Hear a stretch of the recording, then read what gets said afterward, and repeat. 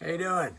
I'm Michael Bell, the voice of Duke. Hi, this is Adrienne Palicki, Lady J from G.I. Joe. Hey there, it's Rachel Nichols, aka Scarlet. And if you're listening, And you're listening to And you are listening to Anything Joe's, a collaborative journey through the world of G.I. Joe with Greg and Jaren. Yo, Joe!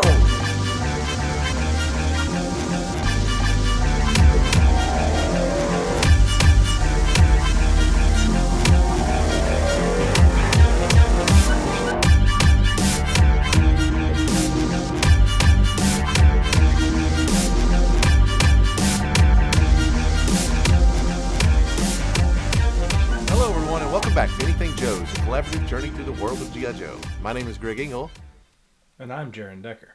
and we'll be your host today. Today on Anything Joe's, we're going to finally wrap up the first of several G.I. Joe 5-part miniseries. It's the conclusion of the Pyramid of Darkness, Part 5, Nodding Cobra's Coils. Maybe the worst named episode of the lot. Well, I say that, but what about the episode where they were like exploring the land of the dead, and the land of the dead wasn't even in that episode? That one was also maybe a little bit ahead of its time. If you're a regular watcher of our show, you might be aware that we missed an episode at our last scheduled appointment, and that is because I had COVID and was in a pretty bad state. Jaren, have you had run the gauntlet with COVID yet? I have tested positive, Mm-hmm. but luckily, knock on wood or whatever, none of us really got anything sick. I had like one night where I woke up and I was like, had like the chills or whatever, but for the most part, we've been pretty good at avoiding it. Other than my wife lost her like sense of taste for like 6 months. Wow. The first time. It was wild. That's the benefits of youth, because it knocked me completely down. I had to work through one day of it because of some unfortunate scheduling. I was like, there was a good 3 days where I was sleeping like 75% of the day. Anyway, I just wanted to let you guys know, apologize. There was nothing. I actually was going to try to record through it, and it was just impossible. It was just at the wrong place at the wrong time. But I'm doing fine now. It didn't kill me, and I wasn't sure if that was feasible. So, so we're soldiering on. Yeah, that's pretty much it. Let's dive into the fifth and final episode of the Pyramid of Darkness, Nodding Cobra's Coils. Oh boy, can't wait.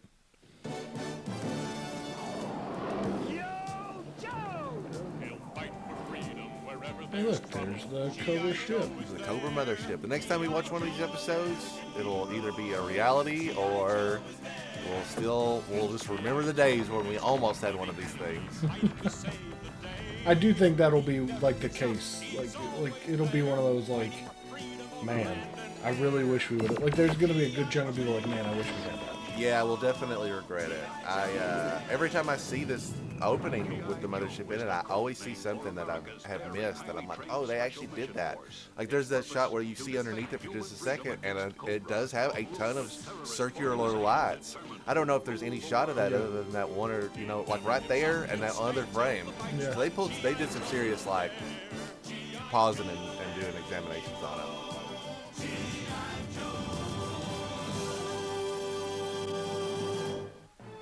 Previously on Cobra captures Space Station Delta and successfully plants the 4 control tubes, thereby completing the Pyramid of Darkness, beneath which no source of electrical energy can function.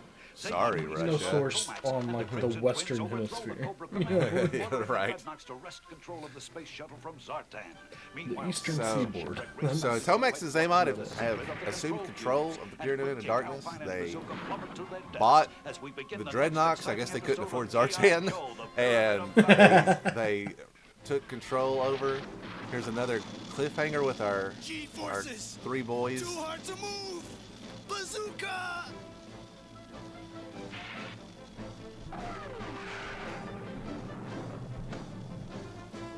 He pulled him out of that dive and then he leaned right back on that yoke. Like, Don't crash. Gosh, that's a missed opportunity. That's a toy that should have been made. That plane that is plane rolls. sweet. even that little chopper, I think, is pretty awesome. Yeah. Wow, first documented case of a Cobra trooper actually hitting what he was aiming for. Did you notice what the cargo on this crate is? All right. Well, that guy doesn't escape with a parachute. Yeah, guy you would definitely think dies. when they shot that open, they would just get pulled out of there. All those guys parachuting out.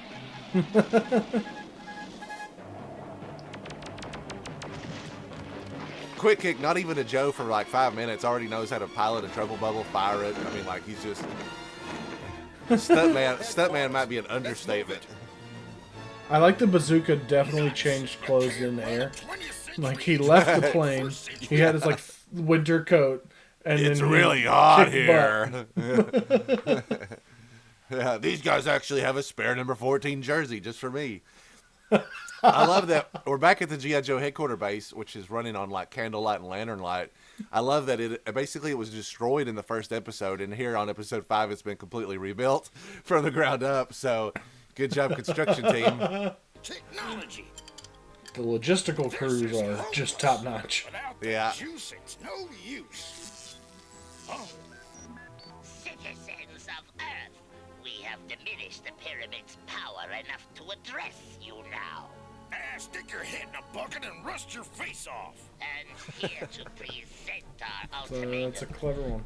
It seems like they pull their insults from like a book of comedy jokes or something. Like they just have a bunch of goofy one-liners. Cobra by the end of the Dad day. jokes when you're making fun of somebody with a metal mask. Of the pyramid of darkness. Looks like Cobra Commander's having a little power failure of his own. Got less than 7 hours. What's that noise? Sounds like my Pepe's ranch at feeding time. Open the door and give our visitors the famous Joe welcome. I hit him with a wrench. We're saved, guys. It's the cow. Missed opportunity to not have Timber riding in on a cow also. and Polly. They should have had a cow, and then Timber, and then Polly. Polly should still be wearing his beret from the last episode. I think that would be amazing. Improvise. Do us a favor, There's never a reason for him to change. Milk our ponies and bring us a glass. Milk a pony? Something for us. We got a laser disc from a Cobra factory. How do you play? We got an 8-track from You're right. Cobra. I got a reel-to-reel of Cobra Commander's plan. Only until the end of this day to respond. Yeah! Bravo! Bravo! It's We got an HD DVD from Cobra. Xbox 360 add-on, HD DVD. confident without your precious whistle. Take him away. Dusty, we've got to get control of these fatal fluffies. No talking. We're unionizing. Lying down on the job again, are you? Get back in line. You could have described the whistle right there. The fatal fluffies. Torchy has it Yeah, you around would his think. neck. Now he's got to make the dog do it. This junkyard. The true supers of the Geo team are the animals. That's why everybody has a pet.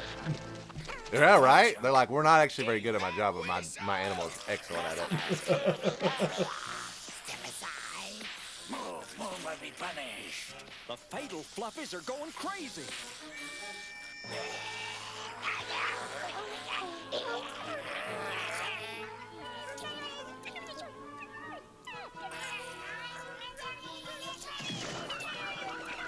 Back to normal, subjectively speaking. So when the Fatal Fluffies are... How cute. That's a perfect freeze frame. So you blow the whistle, Fatal Fluffies turn back into whatever they're called. They don't really... I guess they don't have different names, like Gremlins and Mogwais, again, is always the Gremlins comparison. I guess they're just called... I mean... It seems weird to call these guys Fatal Fluffies when you see the big monster, and also their personality's so different. We talked about this before, but look out, like they're cute, they're lovable, they're like they know that they've messed up and they need protection. It's interesting. Yeah, but they still go with the bad guys. They still choose to go back to the bad guys. So like there is some evil tendencies. Maybe they're just a bad judge of characters, or maybe they like imprinted that these are like their mothers. Oh yeah, probably. It's funny because that whistle you can hear it. It's not like a dog whistle, and it seems to just be a throwaway. Blow it, transform. Blow it again, transform back. So if you could duplicate that sound, you could really mess them up. Like, yeah, if you could just whistle. they also only brought one whistle on board, which seems kind of like a poor planning. Like, if they lost it, or they, you know, like what if it had fallen off of that necklace and fell down a grate or something? They'd be like, whoops. Yeah. And also, the Fatal Fluffies wouldn't have any like control over them, because it does seem like there's a part of it where they're the boss of them, basically. Like, they feel threatened by the threat of the whistle or something. I don't know. Anyway, the Fatal Fluffies are basically, this is like, rap on Fatal Fluffies, everybody. Give them a big round of applause. They'll never be back again. But extremely interesting characters. Of course, with them out of the way, it's pretty easy to beat up the 3 guys that are left. They could have been carrying guns. That probably would have given them a bit of an advantage, but... Or like all the weapons they have, like the grenades attached to their chest and knives. And Did you see that? Did you see that like down that like low 5? That dude, watch him slap.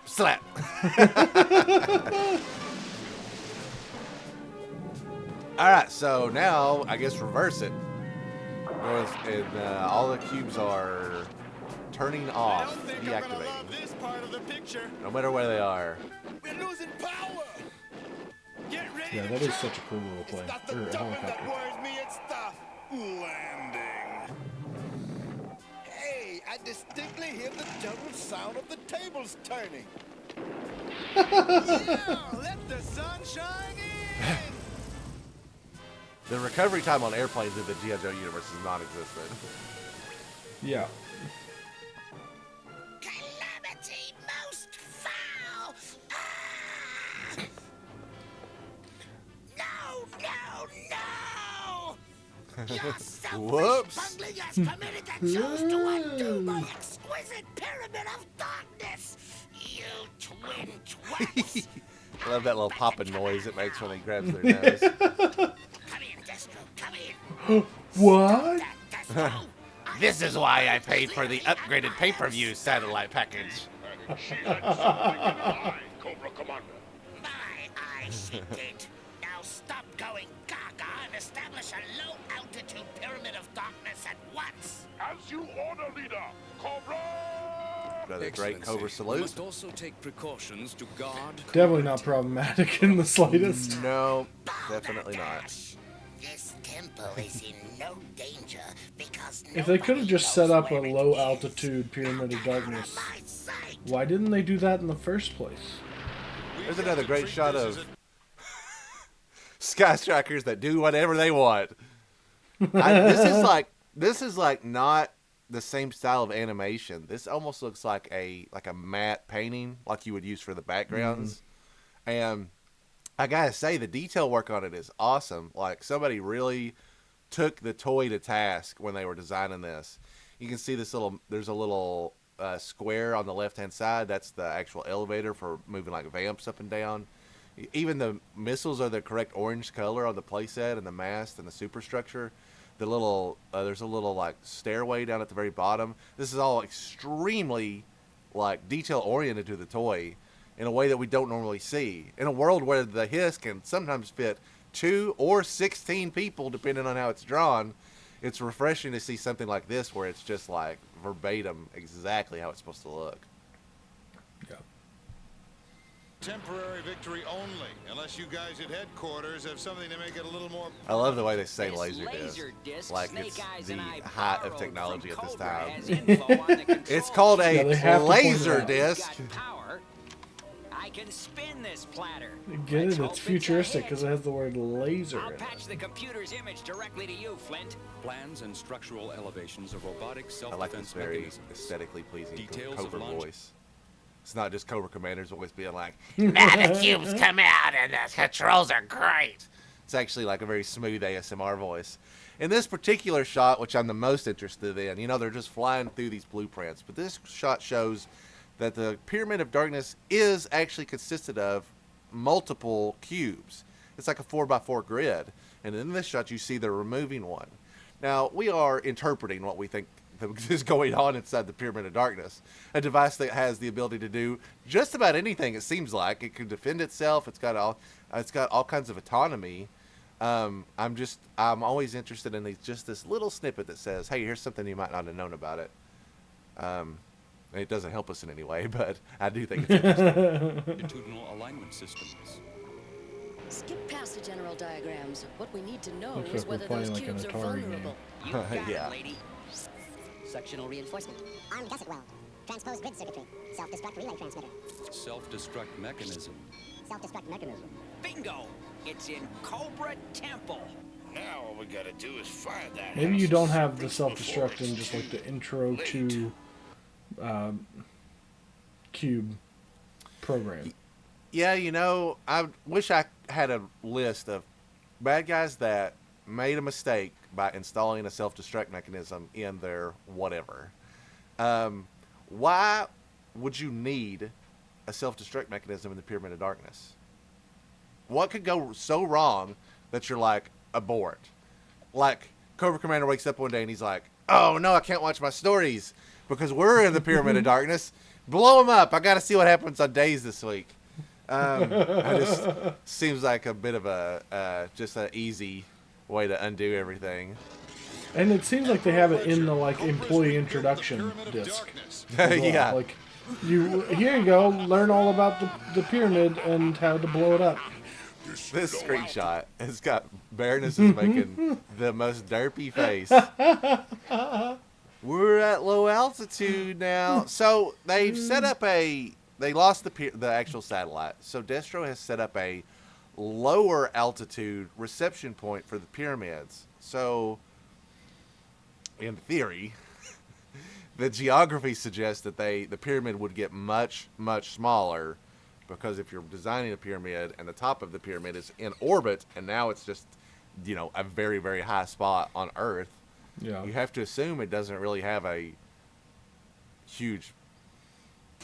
Pyramid of Darkness will give us the time How? we need to destroy G.I. Joe. Like on that map, it covers not even half. Yeah, so on this in this shot you can see the satellite and then you see this lower spot, but that really probably translates into, I mean, millions of miles of difference. Like this doesn't look like, I mean, the outer, like the top part here and this part here should be substantially reduced. The idea is still, this is not a good plan. I mean, honestly, we called it from the very beginning, but you're not even like, you don't even have all the globe in it. You like, everybody would just start moving, I think, and we, you know, over time we'd get over it.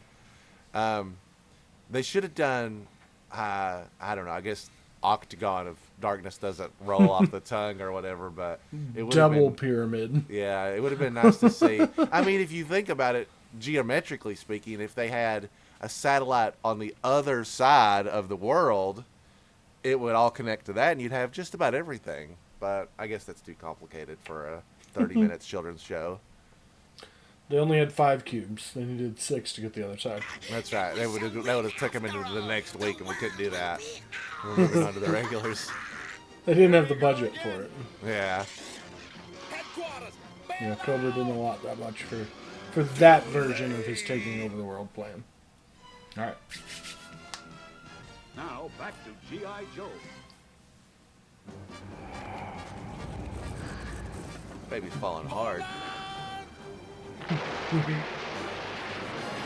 Oh no. Millions in structural damage. I imagine by the time they land, the Joe construction team's already got it fixed. Right. Damage control here. Quick. Now there's a Joe that needs to be made. The guy that has to do all the repair work. That's your next kit bash. Introducing star of stage, screen, and a regular on the Gang Show. Quick kick, stuntman extraordinaire. Let me give him a quick update. I met these 2 guys on the Mountain of Glass. They were in real hot water out there in the cold, but I shoot away some leopard seals, and we hitched a ride with Major Blood to Cobra Temple under a Yeah, you falls. shoot him away, all right. Some nunchucks. Yeah, beast. clubbed him. Rewind that part about the Cobra Temple. I said Major Blood gave us a ride to Cobra Temple, but we... God, I love him. Sorry, I do too, man. Quick Kick is awesome. He's, you know, I said this before, but he doesn't get the appropriate treatment. People kind of laugh him off because he's got this lighthearted appeal. We've got a slew of ninjas to choose from that are, unfortunately, quite a bit cooler in terms of the ninja part of it. There's also he gets a lot of heat because they never really make him very good. He just the other people overshadow him. Like he'll fight Storm Shadow back when Storm Shadow was still a villain.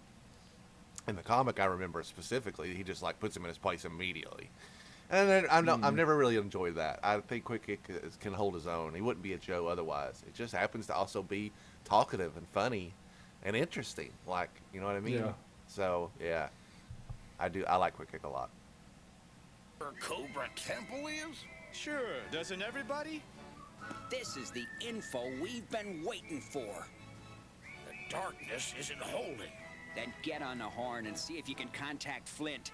There's a crack in the Cobra curtain, I mean, it's just a curtain. You could probably just... Let's move out! They don't... Curtains don't crack. I'm just saying.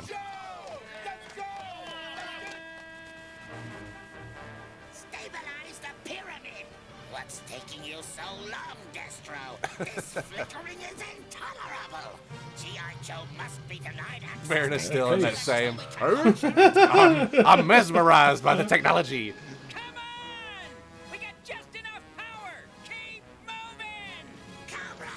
They got a Stinger. Wait, sorry, I missed this the other time. They were driving They got a full Stinger just driving inside the temple. So they just keep their vehicles and everything inside. They're like, yeah, we don't have the budget to weatherproof any of this stuff. Just park it in the garage, aka basically the living room of the base.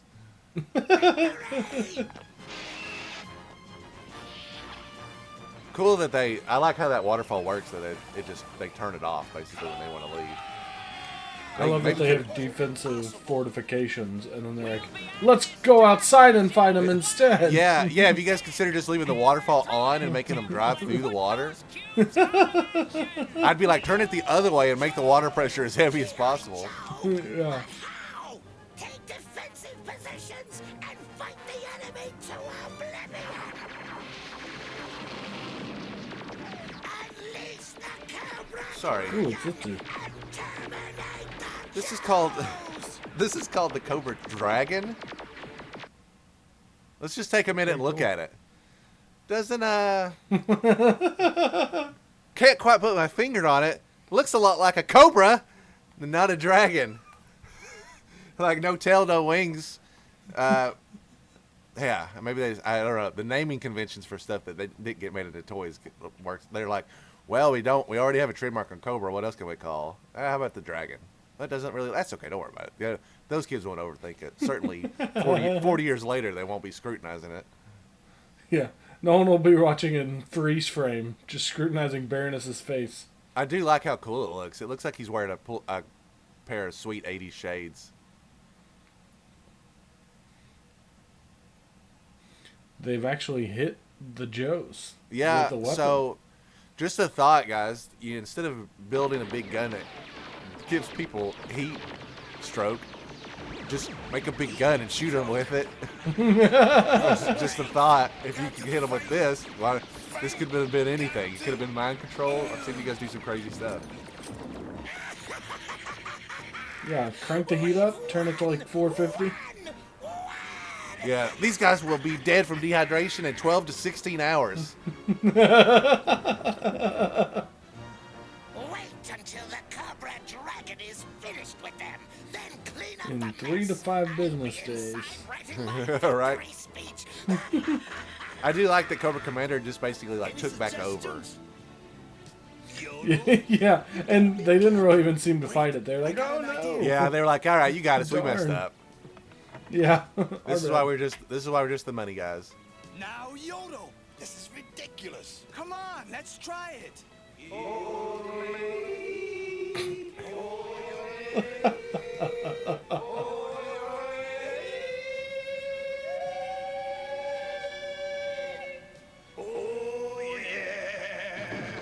Jaren, I'm going to have to be upfront and admit that I don't know anything about yodeling and how it affects. And, you know, in the movies, it's common to see like a snow, like an avalanche comes from like a yodel or a loud noise or something like that. That's real. I know that. Does that work on just regular rocks also? Just mountains, like in general? It doesn't seem like, I mean, like, yeah, the vibration will be enough to crack the foundation of the earth. I'm a little perplexed by that. I mean, like, not that we're ever going to keep a tally on bad science in these shows, but I've said this many times. It gave young Greg some conflicting thoughts on how the world works because I didn't know how much of it was based in reality. Yeah, I better not get too loud. I might make the whole mountain collapse. Yeah, so, okay, again, there's a gun that was giving these guys heat stroke, but when turned on itself, literally rips the entire structure apart, starts blowing this thing, and I would expect to have seen Shipwreck just, like, have his flesh, like, Watchmen style, decimated from his body if this is what it was, the impact it was supposed to have. Full Sarah Connor. Yeah, I don't know how yodeling affects rock, but I do know that heat doesn't do anything to it like this for sure. Alpine and his yodeling yokels. Alpine and his yodeling yokels playing tonight at Moose's Headliners Club. What is happening? Joe's just barely in. They don't care that everything's falling apart. Stand and fight, you cowards! We're bankrupt here! But elsewhere we have prepared a final surprise for the Jews! What do you mean, surprise? Come climb in our 17 times larger than normal Rattler and we'll tell you all about it. Make yourself comfortable. There's an entire lounge back there. We've got to find the self-destruct mechanism for those cubes, but where is it? Imagine, like, maybe the first kid that got this as a toy, like, got the Rattler as a toy. It was like, what? I can't fit 17 people in it. Yeah, I don't get it. I think it's like clearly labeled. Yeah, it's helpful. Don't become hostile with me. We have a relationship. Silence, woman! I'm losing pyramid control. It's self-destruct. We'll give it away. It's almost like someone pushed that giant button. You can see the cubes actually breaking away into the 4x4 grid right there. Yeah, that's actually I'm really into that. Something that I didn't see a lot as a kid. Man, they really set on the destruct. Not the red mud. My wonderful cubes, all gone. Now I'll never rule the world. I hate this job. Look at that room. I love that cockpit. Yeah, he's got enough room to stand up and walk around behind the drivers or the pilots. Hey, we got our Sky Strikers lined up. Now they can take off. Holy crap, there's 50 of them. What the heck? Yes, hurry. Don't mind us. We just launched an entire, like... Yeah, we're just in an intense battle in the sky. Oh, sorry, Enterprise City. We heard you were all bad guys. Hope you don't mind if we just launch a couple stray missiles. We're just going to chalk up any civilian casualties as potential bad guys that just hadn't been recruited yet.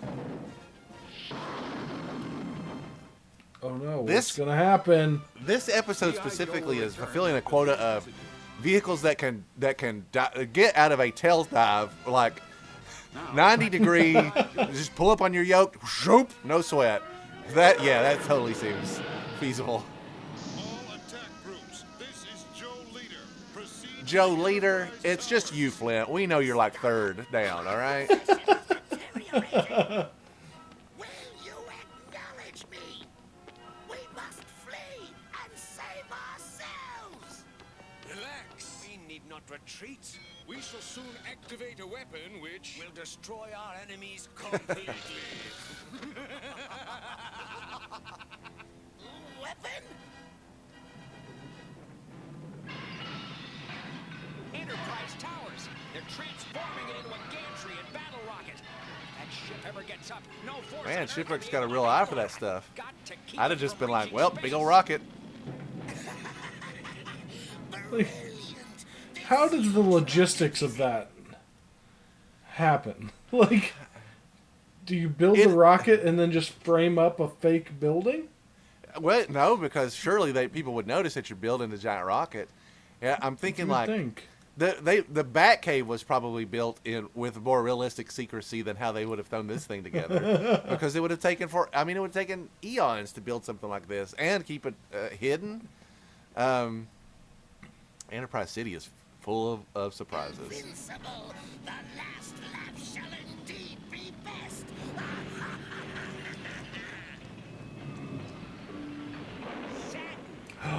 It's her. It's Satin, returned to tie up the final knot on this bow.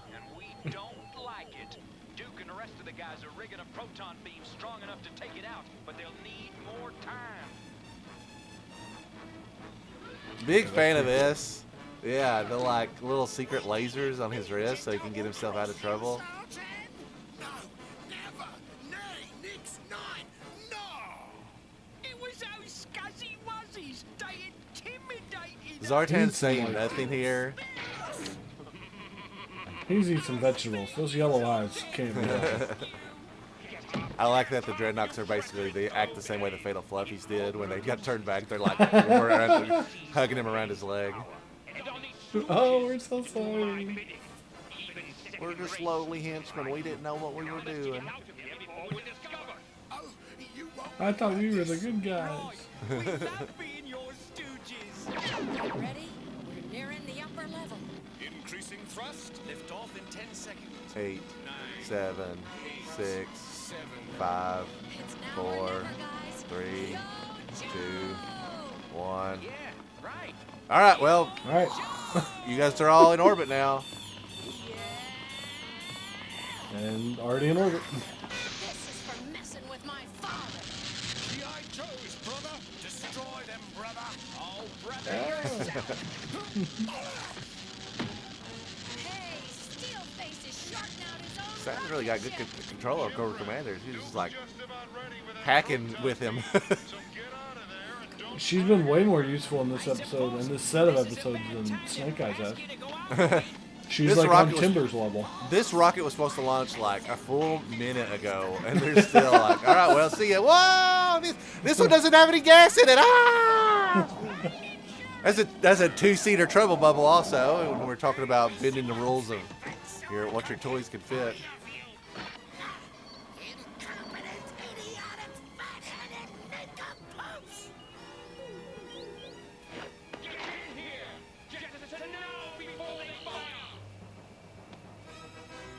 See ya, C-3PO and R2-D2. There's no life forms aboard. Don't shoot it.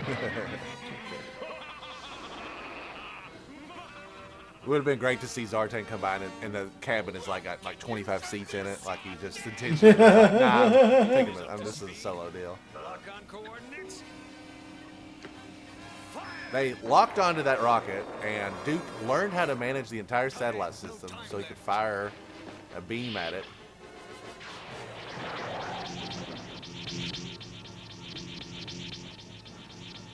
So, hey, just a reminder that they had no problem right then and there killing those 3 guys dead to rights. They had no idea that they were going to get away in time. He was just like, well, forget it. Let's just get rid of them. And they didn't put this big red button on here for nothing. You know what I'm saying? Yeah, we killed them. We're ruthless. Yay! They're dead. Yo, shipwreck.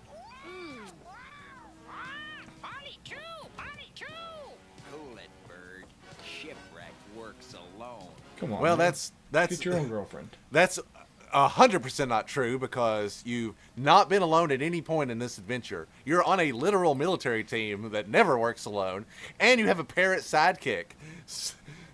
You might only work alone with the ladies, but in every other aspect of it, you've always had somebody else on your side. We see, I don't know how these guys got back to Earth and back together so fast, but this is a classic, you know, obviously Cobra Commander's outfit here is extremely funny, as is Destro and Baroness's disguise, where they just are putting a disguise underneath their existing outfit, so Cobra Commander's faceplate is still there. But I do want to talk about this great Tomax and Xamot business suit, which is what we see them in probably more than their regular suit in the long term, is this just like the businessman attire. The FSS made figures of these, and it's really, really common to see customizers make Tomax and Xamot in business attire. You see a lot of people with classifieds, and it's easy to find somebody in a suit, and you just find a Tomax and Xamot and pop it on. I like that. I like this look a lot. It's so it's such a stark contrast to what else we're seeing. You know, these goofy disguises, Tomex and Zaymon are just like, yeah, we are businessmen. This is not a disguise. This is how we look when we don't have to fight idiots.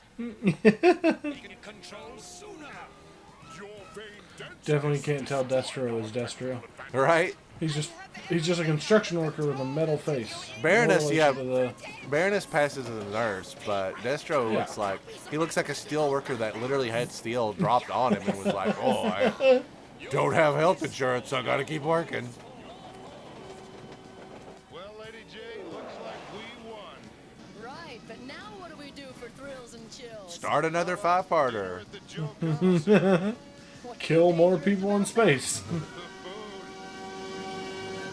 What's so dangerous about that? The food. All right, so that's gonna wrap up part 5, the Knotting Cobra's Coil into Pyramid of Darkness, the first 5-parter that we've watched in its entirety together, Jaren. I want to talk a little bit about O-rings and figures. You know, the Super 7 announcement that happened this week. But before we get into that, we got to watch PSA. The name of this PSA is How to Tread Water. See ya. Well, see you, kid.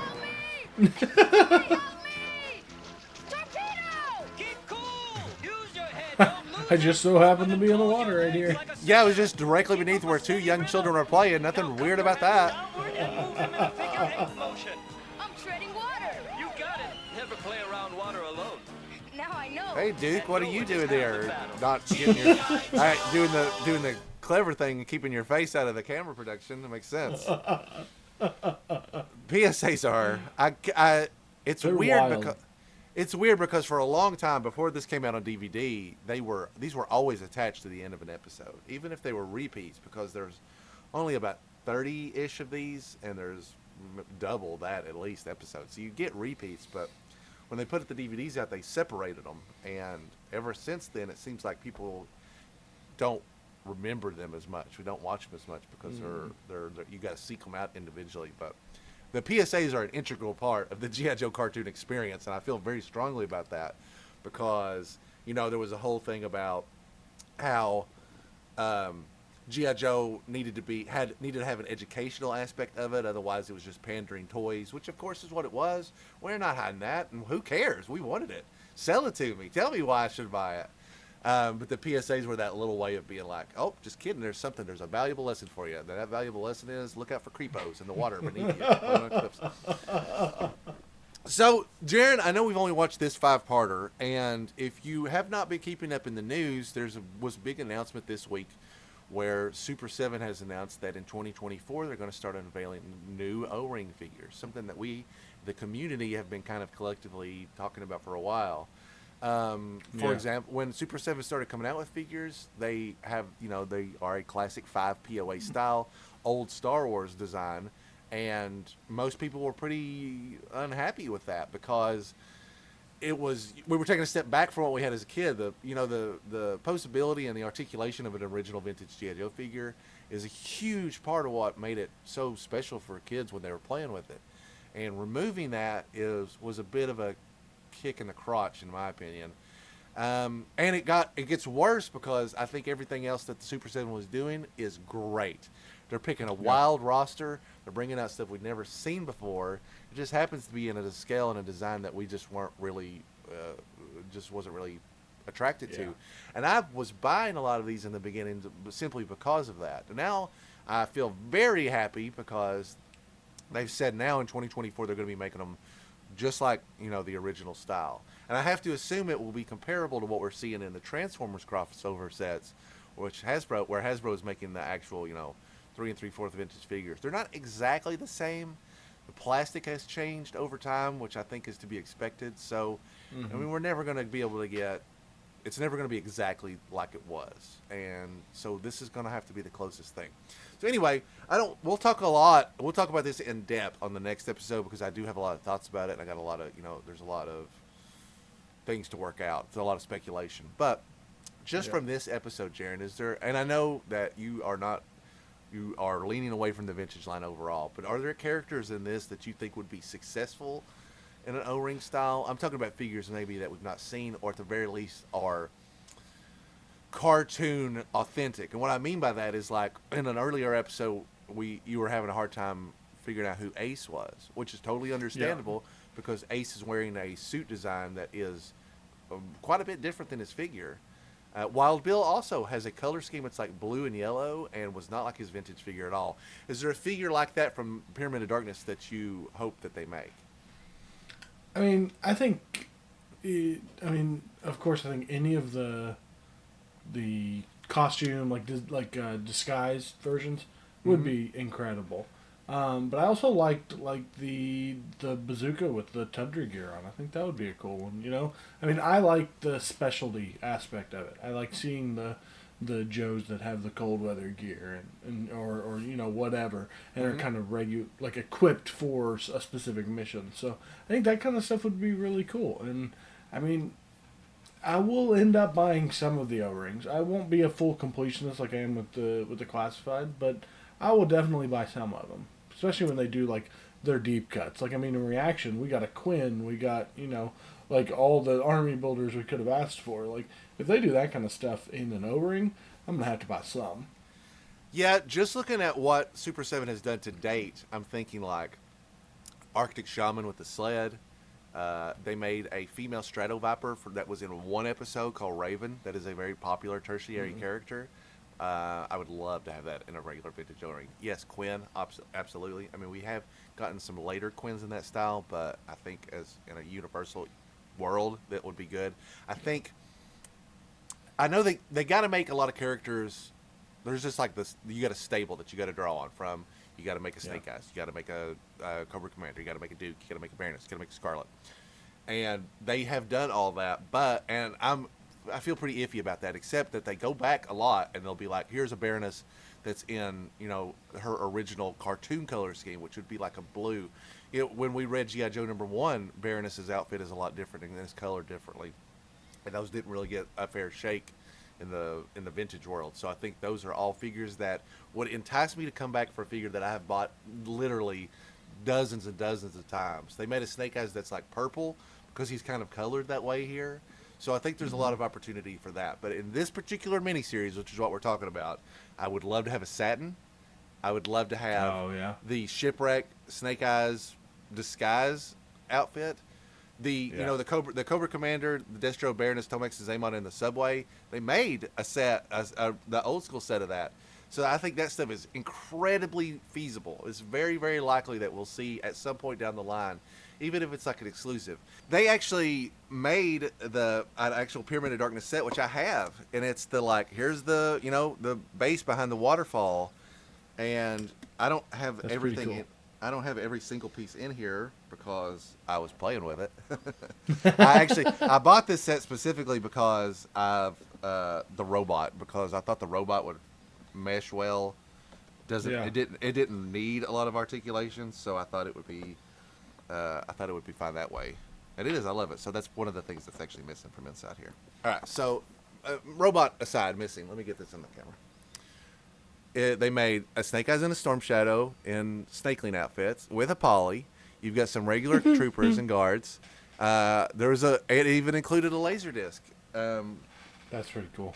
Which was talked about quite frequently. There's another set where they made the skeleton lightsaber guys. So they touched on this stuff a lot, and I think it's great. It's a great time for us to be talking about it as well, because I think this stuff we're going to see, you know, in a year or slightly after. I think this type of stuff will roll out. I'm optimistic that they, besides hitting the bulletin points of what they've got to hit, we'll start to see figures that we have hoped for right off the bat. I mean, I think they're like maybe 6 waves in, and they've named all that stuff. You know, they made a bazooka in that snow gear also, which is only really referenced right here, or at least was referenced here first. So, anyway, in closing, I'm excited to be revisiting these episodes. I think it's a great time to be looking at them, because we're going to start seeing figures from them. We might even jump around a little bit. Like if they announce a Raven, we'll sit down because it's just that one episode, we'll sit down and watch it so we can kind of get a better vibe, you know, just a better memory of it. So before we move off, Super 7 has to do Fatal Fluffies in O-Ring, right? Like, they have to. I have to say that it's a scale issue, right? So you're not really making a figure. You got to make the baby Fatal Fluffies have got to be, shin height. So Yeah. I think knowing Super 7, it would be likely that they would make a static figure. What I mean by that is it would have no posability at all. It would just be a single molded tiny figure. And maybe they could include a couple of them, which I think would be acceptable. But for the big boys, yes, they need to be, closer to a classified scale figure to fit. Maybe that might be too big, but they're definitely at least I'd say big. I'd say they're at least a third taller than the average G.I. Joe or human in general. And I would like for it to have some articulation, and I would like that articulation to be in line with what we're, I don't want a Super 7 articulation. I want an O-ring. It needs to bend at the elbow. I'd like for it to bend at the knees. It needs to include a whip, and somebody needs to have a whistle. Those are things that I think would be great little things. We'll talk about. I got a lot of ideas, and I got a huge wish list across the board of stuff I'd like to see, and we'll get into that on the next episode. Speaking of the next episode, we'll be back in 2 short weeks where we're going to talk about Skybound's relaunch of G.I. Joe 301. We're going to talk about what's been going on in Void Rivals. We'll get caught up on that. We're going to talk about this Super 7 O-Ring thing in much more depth. We'll get caught up on what's been going on in the mail. I've gotten a lot of classified stuff in recently. I just got my Hawk and my Ripper in yesterday. I got a Shockwave in, so we definitely have some catching up to do with that. And we're working on our end of the year list as well for the start of the year. So we've got a lot of stuff in development. So 2 short weeks, we'll be back to talk about all that and much more. You can reach out to us on social media under Anything Joe's Pod. That's I run the Twitter there. Jaren runs the Instagram. You can find our YouTube channel, just Anything Joe's. You can find us on Facebook under Anything Joe's Pod as well. And we would love to hear from you. Your thoughts on the Super 7 O-Rings, your hopes for what is, will come down the line. How long has it been since you watched The Pyramid of Darkness? It's actually been quite a while since I watched it in and really paid attention to all the little details. I'm curious if you fond childhood memories of it or how you feel about it as an adult. I just am enjoying revisiting the cartoon after kind of not really paying a lot of, just kind of having it on in the background all the time. I'm really starting to dig into it again, and that's been an enjoyable watch for me. And hopefully it has been for you guys as well. Thanks so much for watching. We look forward to talking to you again in just 2 short weeks where anything's available for discussion here on Anything Joe's.